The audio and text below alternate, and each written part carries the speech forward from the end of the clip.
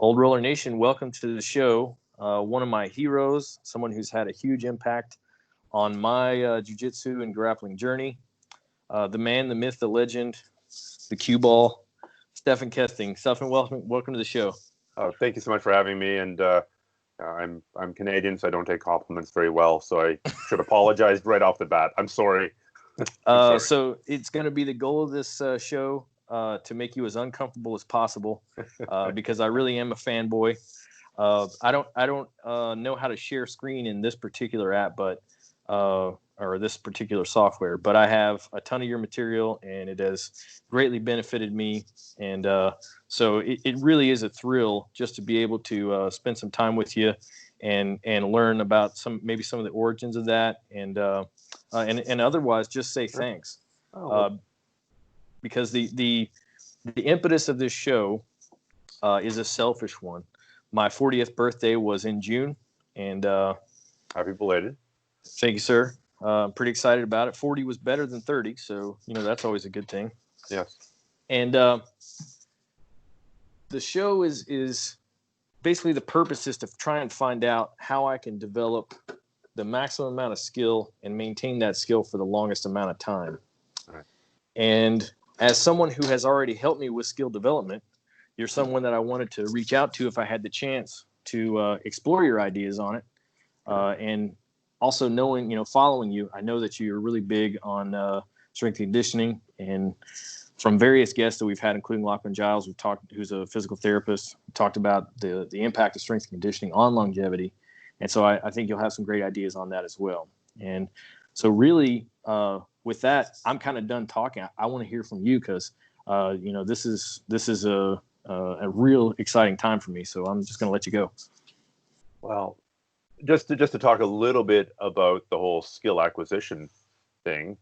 I mean, it's really important to recognize that people do it completely different ways. I mean, their champions have been produced by schools that say, here's technique number 1, and step 1 of technique number 1 is this, and you're going to repeat this 25 times.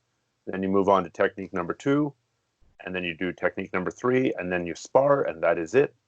And there are other places that have developed really good people basically just by sparring, or maybe they let them get the blue belt or purple belt at some other academy, and then they basically just fight, right? Maybe they do a little bit drilling on the side. There are some places that place greater emphasis on physical conditioning. There are places that place less emphasis on physical conditioning. It's impossible to say this is the magic one-size-fits-all approach to training. I think and the longer you've been trained jiu-jitsu and the older you are, the more you know this to be true. If you're a white belt starting out, but you're 50 years old, you've already gone through the learning process a bunch of times. You might know things like, people can talk, and I just don't understand. But as soon as I see it, then I understand. Or as soon as I feel it, then I understand. Or maybe I need the underlying concepts explained to me. Or maybe what I need is the context. When do I do this? Like, here's a great technique. That's an awesome sweep. But, if you're trying to do, a baiting sweep off the spider guard, the one where you put the shin across the belly and the other foot and the bicep, if you just try to do that when the guy's hunkered down, it's not going to work. But you do that when the guy's trying to pass your guard, or you bring them to your side. And then, so they need to understand the context. Everybody's different. Mm-hmm. So learning style is unique. People are unique.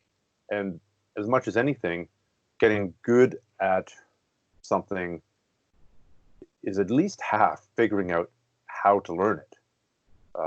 One of the bugaboos of my existence, something I've wanted to learn forever, is kiteboarding, right? Where you got the kite up in the air and you're up on the board. And part of the problem is I've tried to spread it out over 3 years. So I go like a couple times a year, which is horrendous practice. Like, it'd be like trying to, if you need 30 jiu-jitsu sessions to get to a basic understanding, you shouldn't spread those 30 jiu-jitsu sessions out over 10 years. You're going to improve much slower than if you did 30 jiu-jitsu sessions spread out over 60 days. So I've been doing exactly the wrong thing, but it's just I don't have the time to get away as often as I would like. Mm-hmm. And I am a very, very, very poor kiteboarder. But I know that if I was teaching me, I know what I would do. Like it's like there'd be a different progression, and perhaps the onus next time I go out should be like, okay, we've tried it your way. Now I know what I need to do. I need to broken down into some more discrete skills, and so take ownership of the learning process. And that's ultimately it's about taking ownership of your process. That's hard to do if you're just starting out and you don't know an arm bar from a hole in the ground. Mm-hmm. Fair enough, I get it. And to some extent, white to blue is kind of defined as this period of confusion when you're just learning isolated things without any real context or not much context. And then you start putting things together after that. Well, you can accelerate that process. Have you found like that your optimal learning process is different from how people would want to convey that information? I have found that my optimal learning process is suboptimal. So it's the joke of the show, and this is absolutely true. This happened more than once. My instructor, when he was teaching things, especially that first 5 or 6 months, he would teach the class, and let's just say we were moving our right arm to the left. He would teach the class, and he would look at me and go, "Now, Harrison, I want you to move your left arm to the right." And I would do that wrong, but because I did it wrong, it would be the correct thing because he told me backwards. And so when you were talking about the different methods of learning, I am definitely someone who seeing doesn't do a lot for me. I have to have context and be given the underlying principles that I'm trying to accomplish, and then I can sort of fill out the details on my own. Mm-hmm. And so if I have a context of when could this work, or when do I need to execute this, and then what is it that I'm actually trying to accomplish, then I can probably work that out. But if you just show me like this is move A, and from move A we go to move B, I'm going to have a hard time with that. Unfortunately, I'm not really quick on that. Yeah. And it's a difficult eye of the needle for instructors to thread. Mm-hmm. Because one guy's going to want every last detail about toe positioning. Well, I want your big toe pointing this way, and I want your little toe angled up this way, and I want the other foot going over that foot at the second metatarsal or whatever. Obviously, I'm exaggerating a little bit. Whereas the other guy's like, triangle. Okay, got it. So to teach to multiple people is difficult. I run into this in the fire department as well because I'm a full-time firefighter, and I teach a lot of hazardous materials stuff, which is pretty complicated. It's kind of like, I don't know, applied chemistry for gravel truck drivers, right? It can get complicated, and it takes a while to figure out, like, not the material. It takes a while to figure out the material, but then learning to convey it has been a challenge, especially, in jiu-jitsu is fairly easy. You move, and I've been doing it longer as well. You just move the body, or you show it. Yeah. But when you're trying to explain, like, okay, you might not remember this from grade 11 chemistry, but you don't need to know any of that. You just need to, here's the way to think about it. And having a bunch of different ways to teach the same material. Yeah. Okay, method A didn't work. All right, method B. It's amazing how sometimes breakthroughs just happen, right? That's one of the coolest things about jiu-jitsu. The time that you learn something, and then your game is forever different. The idea of my grip or no grip. So I'm stealing a phrase from Emily Kwok, who I've worked with a fair bit. Mm-hmm. Right? It's, in the initial phase, let's say we're both standing, or you're in the guard and I'm trying to pass your guard, or vice versa. Same idea applies. My grip or no grip. Unless I'm drilling something specifically, I'm going to give you a grip and then sucker you into getting my grip. But that's a slightly more advanced version. The basic version is, man, whoever wins that initial grip exchange has a huge advantage. So get that initial grip, or say no grips at all, right? Mm-hmm. Don't give the other guy your grips. So once that idea got lodged in my brain, my jiu-jitsu was never the same. And there's been times when I've come back from long layups of training going against people who are legitimately better than myself. Like they had not had a long layoff of training, or they were better than me to start with. Sure. And I was like, man, the only thing I'm going to focus on here is the grip battle. and that helping me quite a bit. So that's an idea of, a breakthrough that you can have once, and then you can carry with you a long, long way. It's interesting that you mentioned that because I got that same breakthrough from Joel Bain, Okay. who in wrestling terms, he says my ties or no ties. Okay. There's never going to be a 50-50 tie. We will not accept it. And Maybe that's where she got it from. I don't know. it could be, but Emily is someone who I've learned a lot from, and we had her on the show and talked about. She changed my guard game with the defeat the bigger, stronger opponent. Because previously, if I was dealing with someone who was bigger and more athletic, I would sort of kind of play like just a very frame based, just kind of keep them off me type game. And the mentality that she kind of instilled in me was one of, I got to get in there and get mine first, because a big, strong opponent is a lot less dangerous if they're on the run. And that really changed my way of thinking, and it made me a whole lot more aggressive. And honestly, I feel like, and this is almost counterintuitive, I feel like it made me safer because even though I had, good framing and strong frames in previously, having that aggressive mentality and being in the fight made me more cognizant of distance in terms of like, when is it dangerous, when is it not? Because I had to fight through the mid range where a strong person is, at their most dangerous.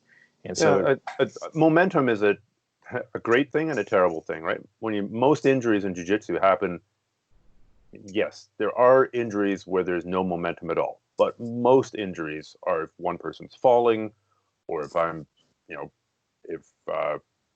aggressively I'm diving into an over-under guard pass position. I headbutt you just because I'm diving in so hard. I've got a lot of momentum going. Right. Or you're falling and you've got a lot of momentum. You put your arm out and you hyperextend your elbow. So allowing a bigger person to develop a ton of momentum is always a bad idea, because you might do all the right things and still something will go snap. Yeah, and I can say with 100%, certainty that just that mental cue that she kind of instilled in me was valuable over the whole course of that instructional. I didn't necessarily need any more technique advice. Like, she changed my game just with that statement, and that was something that, just like what you said, sometimes a single cue or a single breakthrough light bulb type moment can change your way of thinking, and that was one. When you consider how much effort, blood, sweat, tears, and money people spend at jiu-jitsu struggling to get better, and then you might go for 3 months, and if your academy is, I don't know, let's pick a broader number, $150 a month, you've just spent $450 without making any progress. Maybe you've become a tougher person, maybe you've extended your experience, but you haven't gotten any better, right? You're plateaued. And going to a single seminar or getting a single instructional, you get that one idea or that one technique sometimes, and you come away. I used to go to a lot more seminars. I wish I had time for them now, and I go as much as I can. But if I can come away with one thing I can use, I call it a success. If I can come away with one new technique or one new idea,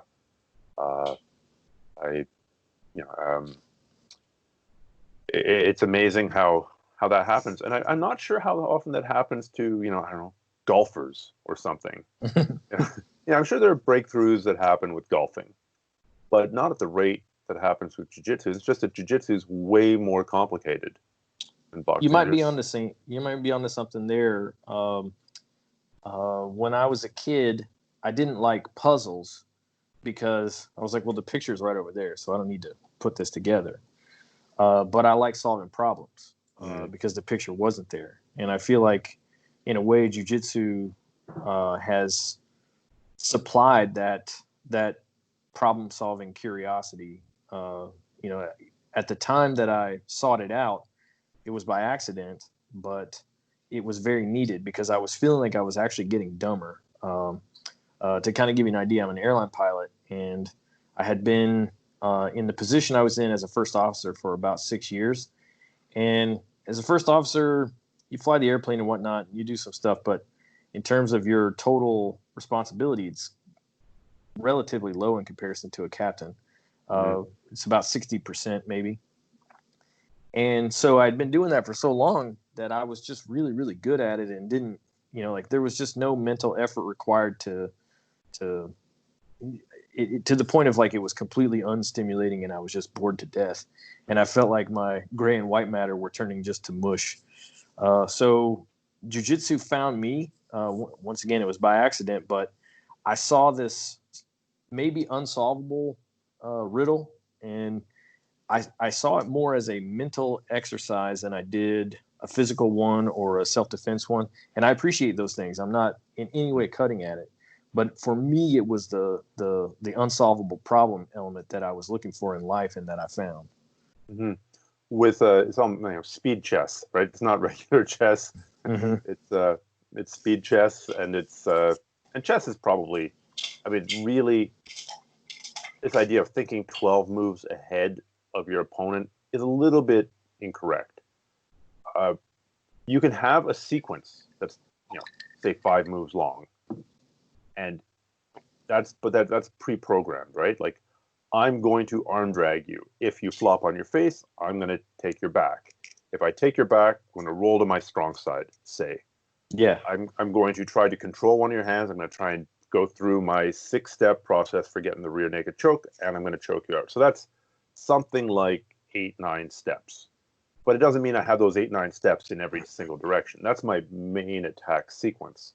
And that's something else that a lot of people I've worked with have really emphasized. A lot of, world champions, the importance of having your kind of main sequences that are just so dialed in, where one move connects to the next. It's not like you're doing an arm drag, you plop on your face, and I stand up and let you get guard, and now I've got to pass your guard, and end up in side control, and then I abandon side control to go for a leg lock.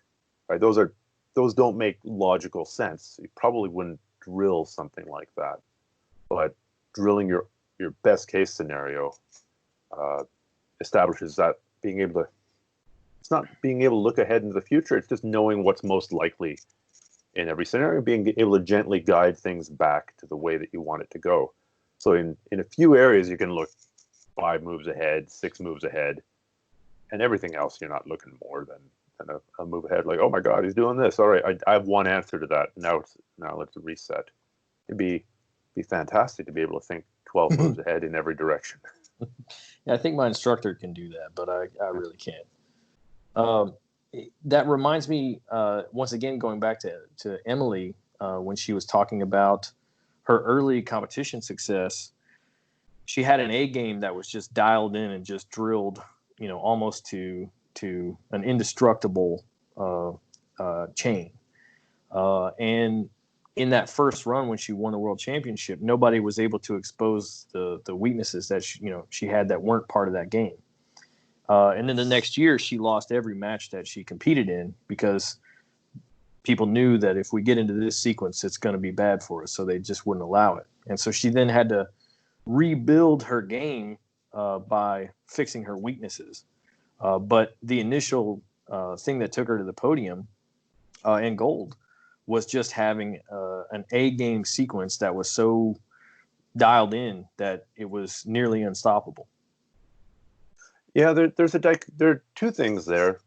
Number one is you always got to be growing, right? So that was impetus for Emily to start developing in new directions, and that also keeps you mentally fresh. It's like saying, okay, you're not going to be first officer today. you're going to be a flight attendant in back, and you're like, oh my God, how do they do this?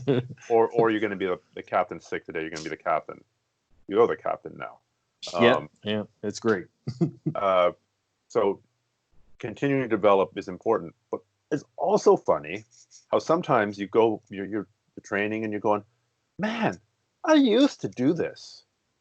Why am I not doing that anymore? It worked so well. Mm-hmm. And then you go back and you find that a lot of the grooves are still there, and you're like, I haven't done this for 2 years, and I don't know why I stopped doing it. So that's also funny. And I guess the third thing is, as you get older, and I got this from Dan Inosanto, that you basically have to revise your game every 10 years. right? What worked for you in your 30s, when you're 30, is not going to work for you when you're 40. It is not going to work for you when you're 50, unless you have extreme luck physically and you can spend a ton of time maintaining whatever physical attributes you had. Say you're really strong in your 20s, you can be really strong in your 30s and 40s, but you've got to devote a ton of time to training it, and also then find a ton of time to recover from training it. Because so, you can be pretty fast in your 20s. To maintain that speed in your 30s and 40s, that's going to take a ton of work and is ultimately probably a fool's errand, right? You're probably better off taking that effort and trying to become more strategic, or trying to become smarter. The young guys are always going to be faster than you, but they never have to be sneakier than you. Yeah. What's the cliche? Old age and treachery trumps youthful exuberance. I think I've seen that as a meme. I can't remember what the associated image was. Yeah, it's there's a lot of, kind of going back to that idea of complexity and maintaining attributes and whatnot. It's funny that you say that, because a lot of the people that we've interviewed have experienced that change in attributes over time. And one example, we had an adaptive athlete, Brian Freeman, and he had an accident in the Navy that made him partially paralyzed below the waist.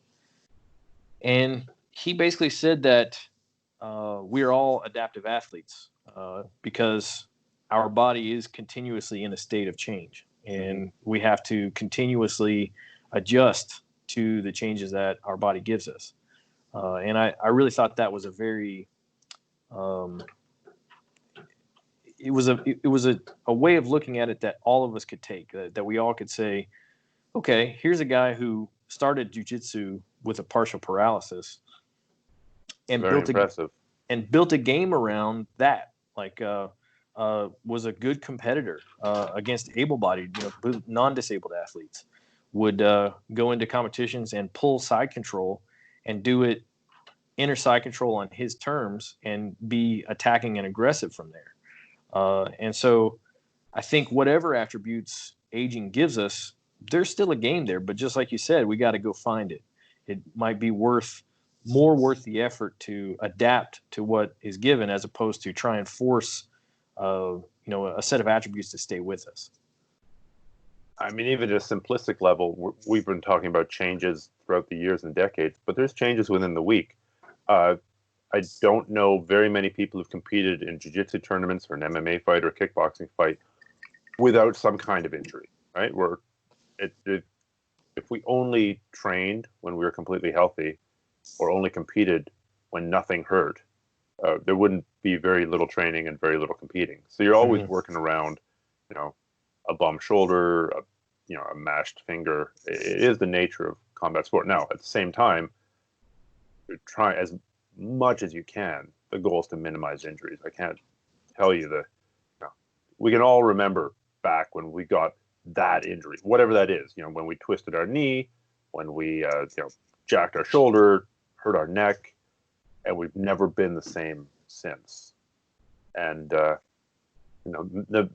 enemy is the injury, and anything we can do to minimize injuries, even small injuries, because small injuries can turn into big injuries, will make us better faster. That's probably one of the highest growth areas for investment, is doing anything we can to not get injured. So that kind of leads to one of the more important questions that I wanted to talk to you about as a follower of yours. And I would go so far as to maybe say a sycophant. I'm kidding. Just trying to. You haven't called me professor or master yet, so you can't be that sycophantic. Oh yeah, and I did call you cue ball as well, which would seem insulting, except that I've just come from the fire hall where we share our love with the worst insults that we can possibly think of. So Professor Cue Ball, you have posted a lot on a lot of your social media about your dedication to your strength and conditioning protocol, and both from an injury prevention standpoint, a longevity standpoint, and and also, I think performance. So talk about how you came to that initially, whether that was in your teens or 20s or whatever, and how it's maybe evolved over the years to accommodate injuries or your age or even your goals. Yeah. When I started getting more into function, when I initially started in judo, but I was just a kid, right? I was a teenager, not even. Then I moved off into the theoretical martial arts and did tons of kung fu. So we would do some conditioning. We'd do horse stance for half an hour. We'd do push-ups. I remember that. And it probably doesn't help you much combatively, but it is a form of strength and conditioning, right? And if you did only that compared to not doing anything at all and eating Doritos on the couch, you'd be better off. So not completely useless. Is it the best investment of time? I would argue not. But person after person kept on saying that it's important. And, Bruce Lee, Saint Lee himself, there were pictures of him weight training. There's pictures of him running. He called running the king of exercises. And I think that's really what swayed me over. And at that point, then it became about knowledge. Like I just had no idea. Like I'd never been in a gym, and it was a JKD guy that I was training with, Makoto Kabayama, colloquially known as Nip,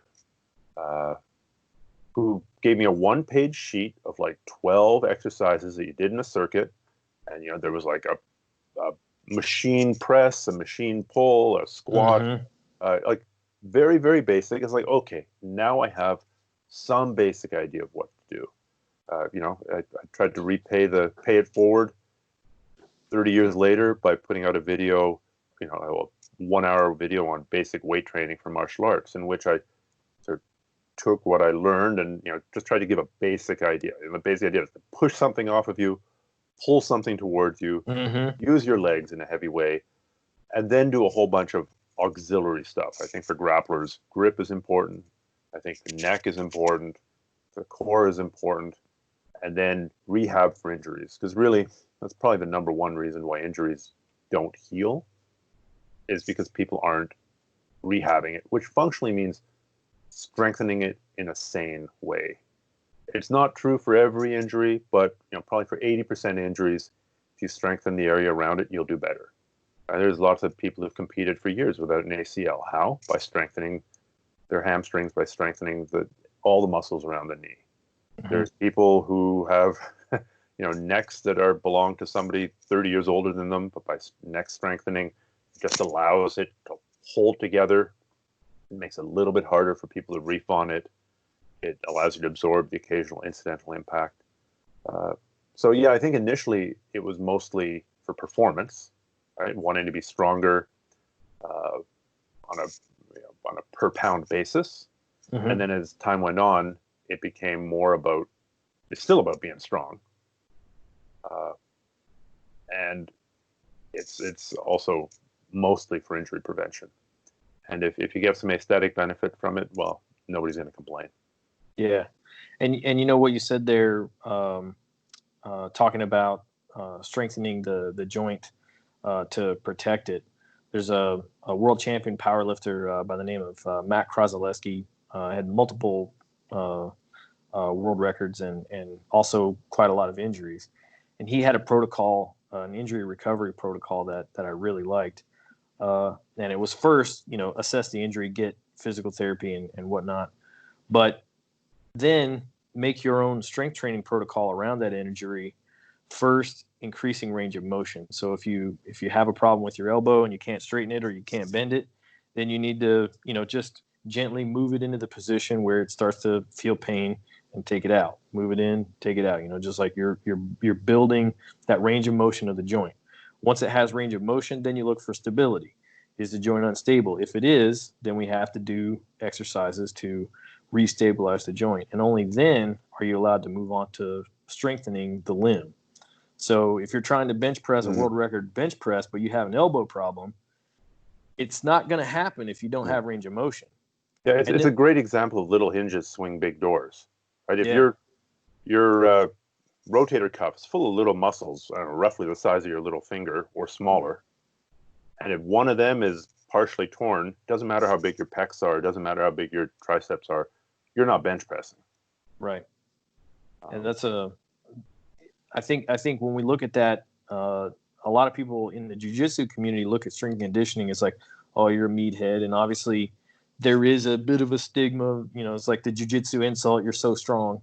But I think as we age, especially from that injury prevention, but also then injury maintenance, and recovery, I think we might do ourselves a disservice by not strength training.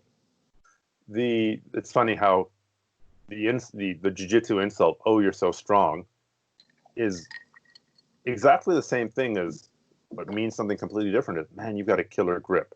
What does having a killer grip mean? It means you're so strong. Yeah. I mean, when I haven't rolled with Marcelo Garcia that many times, but one thing I remember is the grip. He has your wrist, and he's got it. There's nothing you can do. Now you're just working around that. Yeah. Oh, look, now I'm flying through the air. You shouldn't be able to choke me with just one hand, but you know what? Yes, he can, because he can grip on the trap, and you're tapping out. So that is strength. Now, often, oh, you're so strong means you're moving explosively, or you're using giant amounts of strength to fight a smaller guy, and that's true. That's not, that is not cool. So but it is funny how, it's okay to say, man, you've got an amazing grip, and it's not okay to say, man, you're so strong. I feel funny talking about this whole idea of strength and conditioning, because I would like to announce a new personal bench press record today. But it's a 6-month bench press.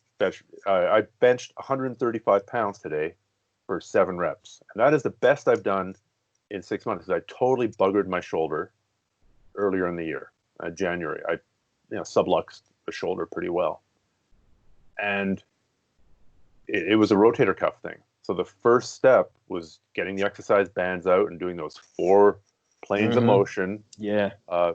And it hurt, and doing it super light. And I couldn't do a push-up. I couldn't do a pull-up. And just being real consistent about the band work, just to strengthen and rehab and bring circulation to, and encourage those little tiny rotator cuff muscles to regrow. Regrow, little muscle, regrow. And I really turned a corner, I want to say about a month and a half ago. All of a sudden, it no longer hurt to do a push-up. I could do a pull-up. I was weak as hell, and I think it's still the muscle protecting itself. Like I did that massive bench press, which is a pathetic bench press for anybody listening. Now that's a world record if you're the right weight.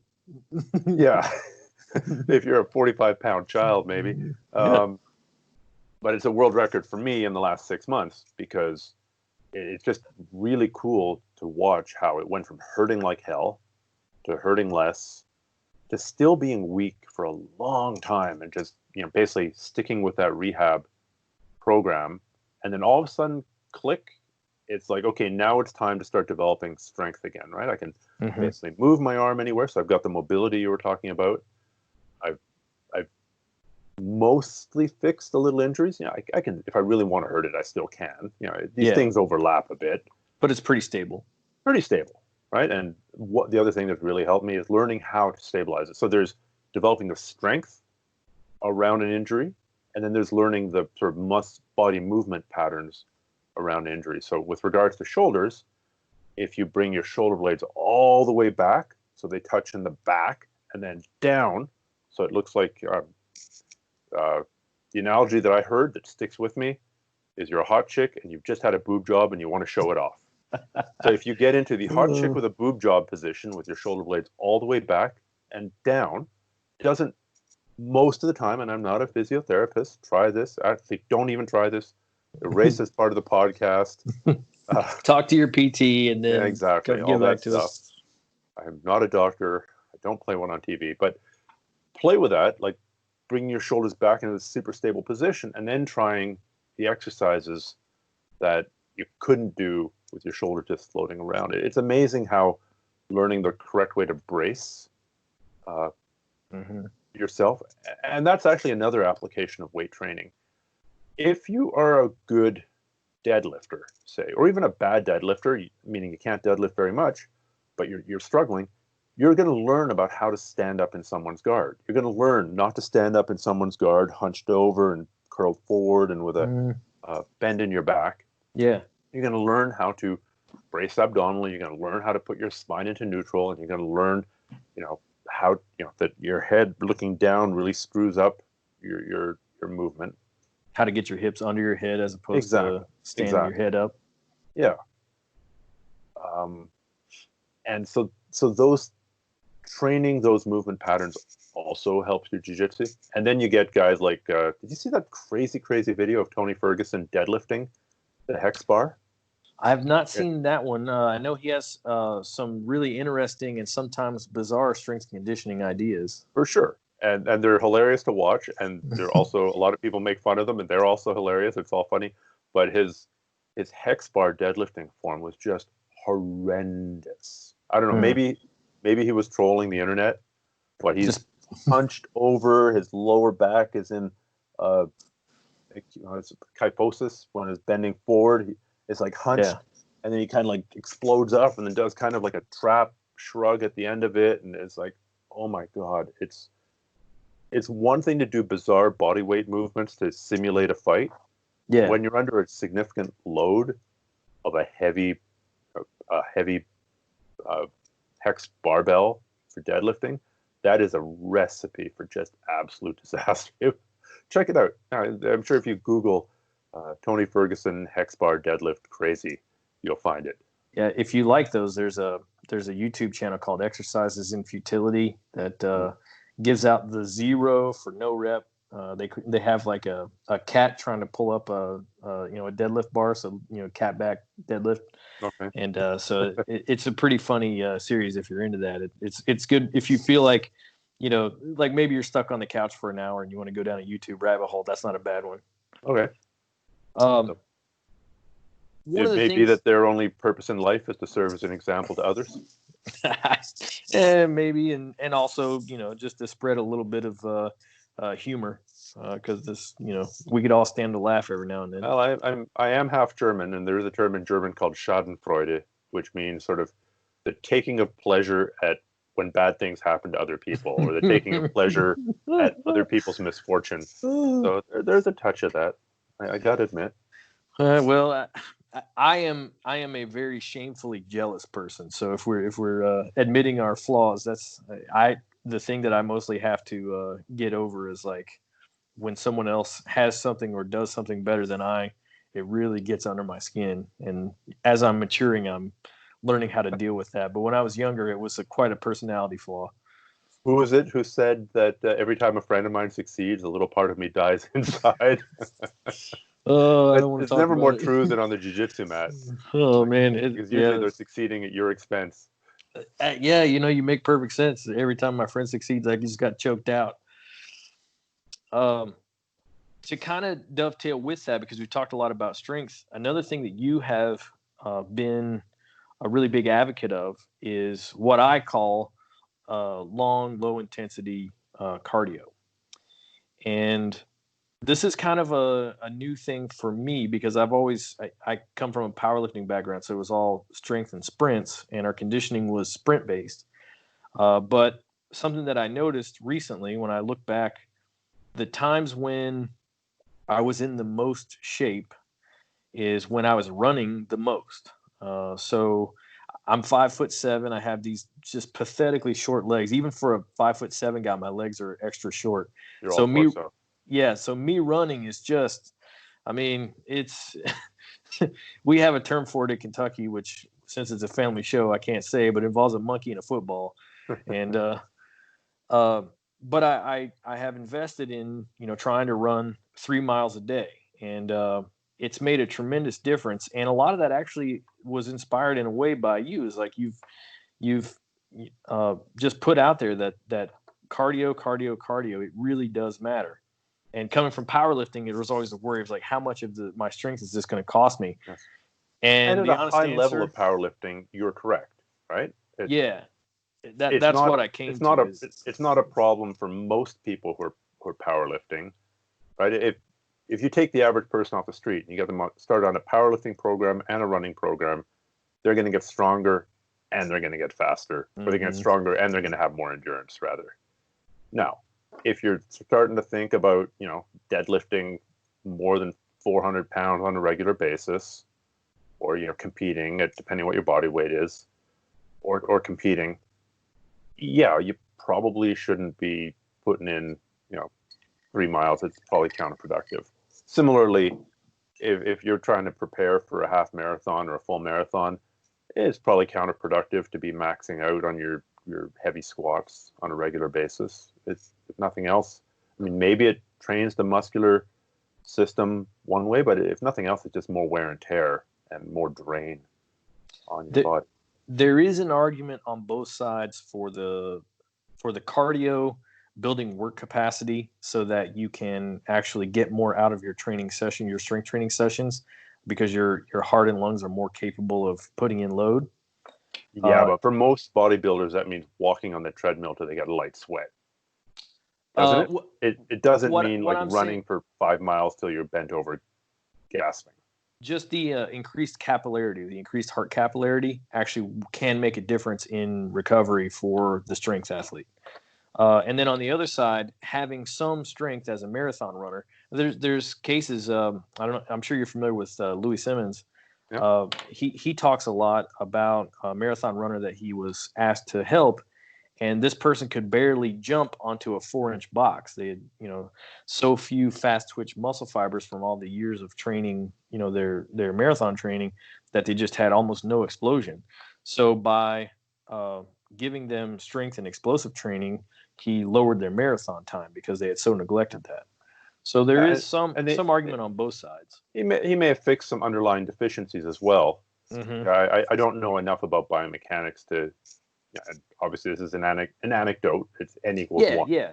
And I'm only saying an argument. I'm certainly not saying the argument. But when it comes to my advocacy for cardio per se, it's remember, training is a personal thing. Some people have done really well. Some people don't need to do cardio. It's typically the lighter weights, right? It's typically the lightweights who are always moving. And for them, often or sometimes, training is enough. If they do the sparring, that's enough conditioning, and the proof is in the pudding. If they get tired when they spar, then they should be doing cardio. If they get tired when they're competing, then they should do cardio.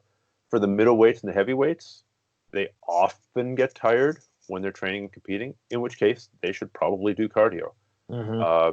For myself, I really debated this because there was a whole line of thought at the time that, a sparring match or even a tournament match or an MMA fight, they're all sort of in the 5 to 8 minute range, right? Per round. If you're fighting MMA, that's 3 minutes or 5 minutes, depending which event you're in. 10 minutes if you're in Pride. But the argument was that you should only do, if you're in an event, you're a blue belt, you're fighting 5-minute matches, you should only train a 5-minute sprint interval, right? Or shorter cardio, more like a lactic acid type, or anaerobic type training.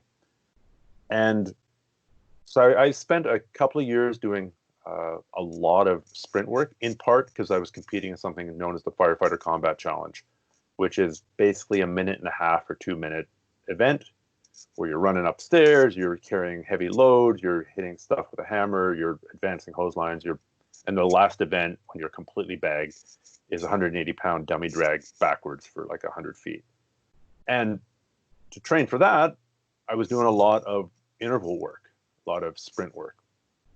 And I found that my jiu-jitsu wasn't really improving. And then I went and started doing lots more long distance running. And I hated running at the time because I hadn't done enough to break through to the other side. I hadn't done enough. It's like me bloody kiteboarding now. I'm doing it like 2 or maybe 3 times a year. It's not enough to break on through. So I finally committed and broke on through the other side and started enjoying it, in part because I was running outdoors. I think running on a treadmill is a fate worse than death, and I can't do it for more than 10, 15 minutes because it's so boring. But then I really noticed my jiu-jitsu game take off, and I was devoting the same number of days a week to conditioning, very roughly. And so moving away from what the experts were saying, I tested it for myself inadvertently, and for my body type and my style of jiu-jitsu, it's just way better to be doing longer, slower, to do most of my training is longer, slower cardio. And in part, I think it is that if you go to a 2-hour class, you might do a warm-up, and you're going to get a bit tired there, and you're going to do some techniques, and you're going to recover a bit, and you might do, 5, 6, 7, 8 rounds. All that's tiring, and the fatigue builds up. But if you're in good cardiovascular shape, you can pay attention longer, you can drill the techniques more consistently, you can pay more attention during sparring, and you'll get more out of the class as a whole. Maybe that's the mechanism. Or, again, one of my mentors, Dan Inosanto, said it best. He asked the question, what's the most important physical attribute? Is it speed? Is it agility? Is it intelligence? Is it sensitivity? Is it endurance? What is it? And he argued it was endurance. Because if you're tired, you're not strong. If you're tired, you don't have balance. If you're tired, you're not even, you don't have agility. If you're tired, you're not even smart. So, and in a combat sport, the odds of you getting tired are pretty good. Yeah. So I think was it Shackleton? His family motto was by endurance we conquer. So yeah. I don't have any tattoos, but I wouldn't mind getting that tattoo. A friend of mine once got a big tattoo on his forearm in big Gothic letters that said strength. And it's not a bad tattoo. And I told him, man, if I ever got tattoos, I'd get 2 of them. One of them would say endurance, and the other would say technique. So that's to take us right back to the ultimate jiu-jitsu insult. Oh yeah, you're very strong, but you have no technique. I want to get a tap out shirt tattooed on me. So Right, cool. No, I would suggest the full. Get the barbed wire around my arm. Yeah, no, let's get a big Grim Reaper. Like get the total douchebag early 2000s MMA shirt tattooed onto you. The Grim Reaper on a mountain of skulls with a pit bull chewing on his leg, and then like a nuclear bomb's going off in the background. An Affliction style. Yeah, I think you're onto something here. We're gonna get that. I'm gonna put the Grim Reaper is gonna be wearing like a Kesting shirt or some sort. Well, I had this idea once, and I designed the douchiest looking shirt.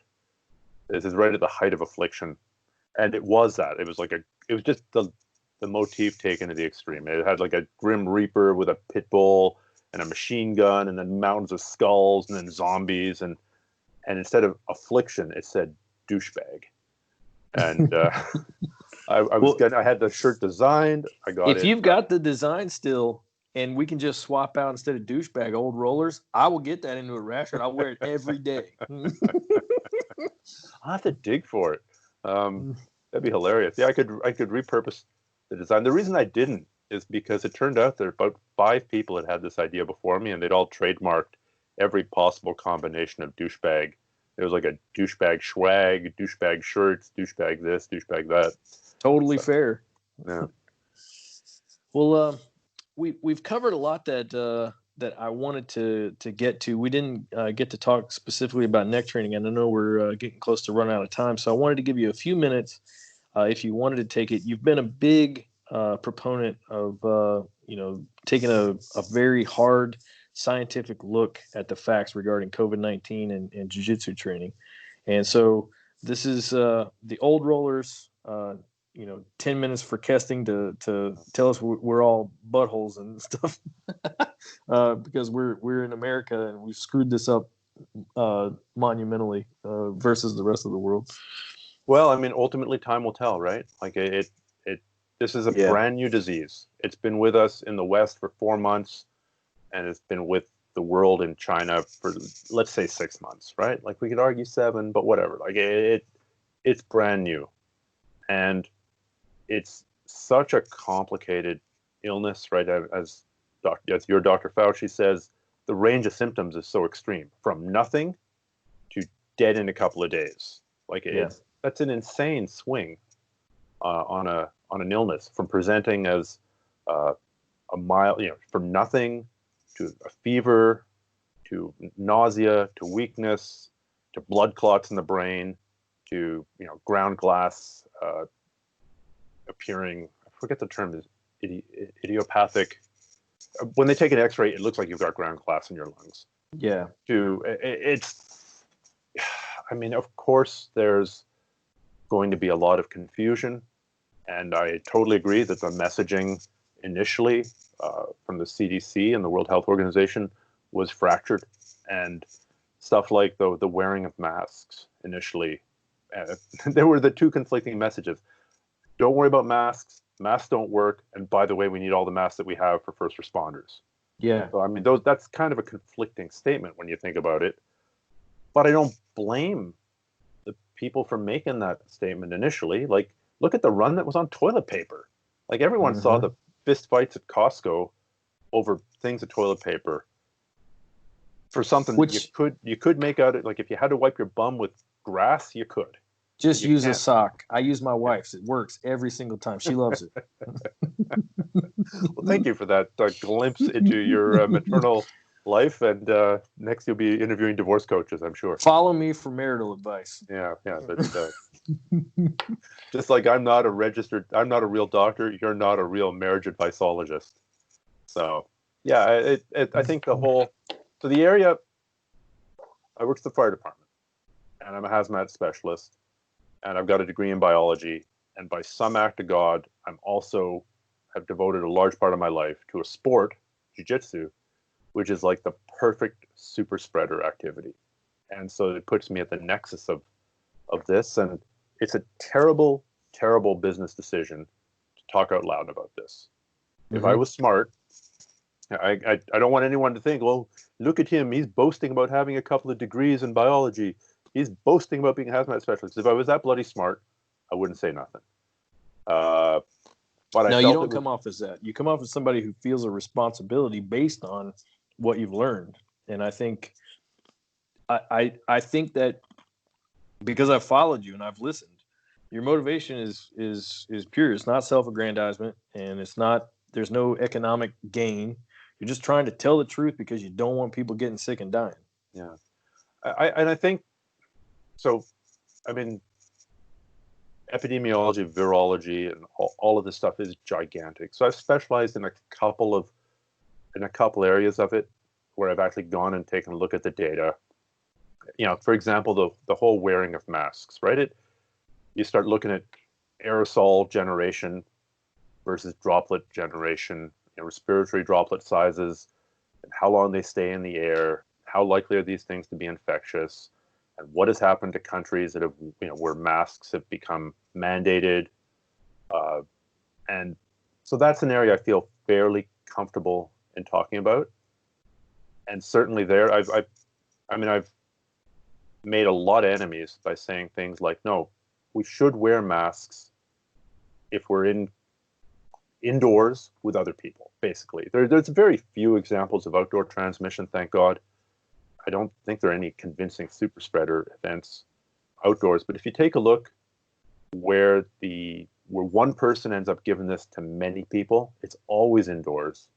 It's usually when there's close range or a lot of talking or yelling or singing, which is why you see it in church choirs, which is why you see it in restaurants and nightclubs, why you see it in fitness facilities. And when you see it in fitness facilities, there was an interesting study out of South Korea. There are a whole bunch of fitness facilities that had super spreader events. And it wasn't in the yoga classes. It wasn't in the Pilates classes. It was in the dancercise classes, right? So where people are huffing and puffing and doing cardio essentially in close quarters. Yeah. There was one of the most recent super spreader events in British Columbia where I live. There were two of them right next door to each other. One was a nightclub and the other was a spin studio. And it's just it's terribly, terribly unfortunate that one of my favorite activities in the world, you're breathing heavy, you're doing it indoors, and you're doing it super close range. And that is like the perfect recipe for spreading this. And beginning to get more and more anecdotal reports, and actual like news reports of MMA guys getting it and spreading it, or there being events at jiu-jitsu clubs. And even if I'm running out of time here, but my central point is, even if you're young, let's say you're 20 years old and you're in excellent shape and you're going, man, I'm totally willing to take this risk. Young Stephan, I'm totally willing to take this risk. I love my sport. I don't think I'm going to die, and it's a super small risk. That's fine. I am an advocate of intelligently taking risks. I've taken lots of risks for myself. I have gone to the Arctic and spent, months living in polar bear and grizzly bear country myself. I didn't take a bunch of people from the nursing home or on the street or out of the Safeway and say, hey, you're coming and you're living in polar bear country for 2 months because I decided that you're going to do that. I can't take risks for other people. So I think we have a duty to society to minimize the spread of this damn thing. And that's by not getting it ourselves, because if you're 20 years old, you're probably not going to die from it. You might. There are more accounts of it now, but you're probably going to be okay. But what about the little old lady who's sitting next to you on the bus? What about when you go shopping for groceries? What about when you go hang out with friends in a restaurant and the server comes over, the server gets it, and she goes home and kills her mom, right? You are, without knowing it, to blame. So a vaccine can't come soon enough, and I hope that, and I'm hopeful, actually. I'm hopeful that I'm seeing big shifts happening in the United States. I'm hopeful that I'm seeing big shifts happening in other countries where things like mask wearing when you're in public, especially indoors, is becoming normalized. And I'm hopeful in the sense that rapid testing is becoming more available, and it can't just be rapid testing, it has to be reliable testing. But, it'd be quite something if you called me up, hey, Kesting, you want to train today? Yeah, I just got a test. Okay, I wouldn't have any complaints about that. And that was actually part of the protocols that I put together with Dr. Chris Moriarty. Yep. Which I'm going to pimp this, grapplers.com/opening up BJJ, all one word. And the key really is either there being no transmission in your local jurisdiction, which is pretty hard to achieve now, or quick and rapid testing, right? We can get the results back right away.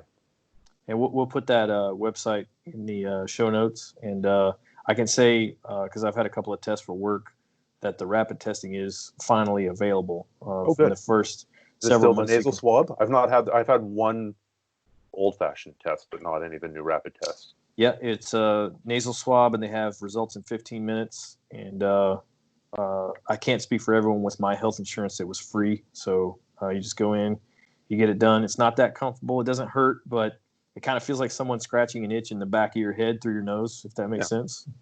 Yeah. But it's 10 seconds of discomfort, and then it's gone. But with that, with a 15-minute confirmation that you're good to go, then you can go to class without worry. And I think that's a big thing. And just like you said, if we can get to a place where we have a viable vaccine, then we can put a lot of this behind us. So, and there's reason to have hope that maybe that can happen in the next little bit. Yeah, I mean, you throw 1 million scientists against a problem, you're going to make some pretty strong progress, right? I mean, what's the fastest vaccine program to date? I think is 4 years. I want to say that was for polio, but I could be wrong. Yeah. Anyhow, 4 years from like conception to implementation. This is going to be a lot faster if it can be done. You got to be honest, there's a small chance it can't be done. No, they did not manage to develop a vaccine for HIV. Yeah. You would think that of all the recent illnesses, that would be one that they would want, that they did devote a fair amount of time to and just couldn't do it. So there are some very promising signs, and fingers crossed, and then we can just write off 2020 as a dumpster fire that it was and have an awesome 2021. I'm kind of trying to think of this as my dues paying, because the guys like yourself that started, in the early 90s and mid 90s and whatnot, just finding training was such a challenge that your development was stunted by just not having the opportunity to train. And the knowledge was super, like it was literally, Yeah. I've got a VHS cassette that's got 5 techniques on it. Yep. Oh, I'm not going to show it to you though, because I want to tap you out with it. Like that was the mentality there. Now, like, I've got 5, like, if you show up in class and go, I've got 5 new techniques there. Yeah, well, so do I. I've got this thing called the internet on my phone. Yeah. And so we have such a great environment for skill development and accelerating learning that I think we almost have it too easy in comparison to what, the previous generation of jiu-jitsu athletes had. So I'm trying to see this as this is my penance to pay to make it up to you guys and be able to say, yeah, we had to deal with our share of crap too. Yeah. And back when I was your age, I'm just gonna push something off here for a couple of minutes because I want to say one other thing that and I don't want to keep coming, you. I is really coming to the appreciate forefront, and that is this idea of a training pod, right? Like if you're in an area where it's not exploding, right? I don't recommend this for Arizona right now. I don't recommend this for Florida right now. I don't recommend this for California right now. But say you're, I don't know, in where's it going down? Maine. I think it's going down. Maine. Yeah, Maine. All right. So you're in Maine, and you're desperate to train, but you're legitimately worried. Well, obviously the rapid testing would be a game changer, but you can decide to train one-on-one with someone, right? That way you're limiting, if you're sick, you're only going to make one other person sick. And if they're sick, they're only going to make you sick. Now, of course, you can both infect other people, but that's so much better a scenario and so much less liable to set off exponential growth than going and training jiu-jitsu in a normal context. So if you can, you might want to go to your instructor and say, look, Jim Bob and me, we don't feel safe attending class. We'd like to train. I'd like to continue paying dues. Did I mention continue paying dues? Is it okay if we come in and train it from 2 to 3, just Jim Bob and me? Most reasonable instructors would probably say yes. They'd be happy to have your money and be happy to keep you as a student. And if they lose their mind and start ranting and raving about how Bill Gates is using this as an opportunity to plant a microchip in the back of your brain, you're only laughing because that microchip is already in your brain. Oh, shit. And the lizards and the Rothschilds and I'm one of the lizard people. I don't know if you knew this, but I'm revealing that now. The Old Worlders podcast is run by lizard people. Perfect. I wish we had more time to go into it because I'm fascinated. Say hi to Queen Elizabeth for me. Yep. Yeah, if that's what he thinks and he loses his mind about you wanting to train jiu-jitsu safely, there are lots of jiu-jitsu schools. You got lots of options. Well, you've made, in my opinion, with all of your posting on this, you've made a ton of sense, and I think you've helped educate. Sorry, piece of ice popped in my mouth there. I couldn't speak. And I know some people have given you some flack about it. And if just like you said, if we bring it up, I might lose some listeners. I'm okay with that. I think it's obvious to me that you're being sincere, that you're approaching this from a scientific and an ethical standpoint. And so I stand beside you, and I have from the beginning. And like I said, I'll throw the link in the show notes. And I recommend everyone listen to the Chris Moriarty episode of the Strenuous Life podcast. And there was another one that came out recently. Yeah. What was the recent one that talked about the 1918 flu and the parallels? Okay. I did 2 episodes on COVID with Dr. Chris Moriarty. Chris Moriarty was a hell of a jiu-jitsu competitor back in the day. Very Ryan Hall just recently, I learned this from Chris Moriarty on one of his videos. So, completely legit competitor, now a doctor. We've done 2 episodes together on the Strenuous Life podcast. And then I did one recently with Dr. Mitch Lerner, who's a historian. We were talking about the American response to the Spanish flu in 1918, and how even in 1918 there were anti-mask leagues that had big anti-mask meetings, and guess what? They stopped happening after they turned to be what we would now call super spreader events. So it's a very, I mean, I can't believe how the mask wearing has become politicized, and there's some hope on that front. I mean, as of late, it seems like the Trump administration has shifted its stand on that, and I think that's a good thing. Like it's not it's not the only solution, but it's part of the solution. And if you think it's a hardship, man, I need to say you've never known hardship. Like right. Like wearing an N95 all day, that sucks. You know, feel sorry for the drywaller who put the drywall on your place because he was wearing an N95 and he didn't die of oxygen starvation or carbon dioxide poisoning and his immune system didn't collapse. Feel sorry for the welder who fixed your car because he was wearing probably an N95.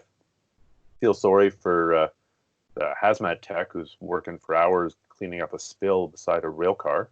He might well be wearing something that's even more restrictive than an N95. He might be wearing a P100. But like wearing a surgical mask so my aerosol particles don't travel as far and infect other people, that's really not a hardship. And if you got end-stage emphysema and you got 25% lung function, great. I'm not a doctor, I'm not a respirologist. I grant you exemption from this, but everyone else, man up. And I totally respect your thoughts on that. I won't say man up. I think in America we have part of the DNA of the American experience is to sniff tyranny in anyone telling us what to do at any moment. And so I think people have, in this particular case, misconstrued someone saying we have to do this for our health as some sort of a tyrannical control item. And this same thing happened with seatbelts in the 70s and 80s. And so this is not new. And it's going to take the American spirit a minute to figure out. And look, our president just said wearing masks is patriotic. Check your Twitter feed. Yeah. So the patriotic thing here, the non-tyrannical thing is, to do the thing that's going to help slow the spread till we can get this thing taken care of. Yeah, the seatbelt analogy, like I'm old enough to remember being in cars that didn't have seatbelts. Mm-hmm. I'm old enough to remember the debate about seatbelts. People going, my cousin Billy was in a car accident. He wasn't wearing a seatbelt and he was thrown out of the car and everyone else died. Right? He not wearing a seatbelt saved his life. And like using an example of one to prove a point. But I actually think it's a very poor analogy here because if you don't wear a seatbelt, you're probably only going to kill yourself. I think the better analogy here is drunk driving, where if you drive drunk, you might kill yourself, but the odds of you taking somebody else with you, mowing down another vehicle or mowing down a pedestrian, become really much higher.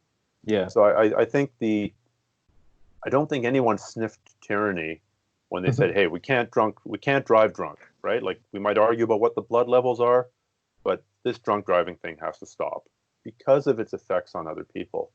So if we can start, and it's not helped by all the conspiracy theories that say that,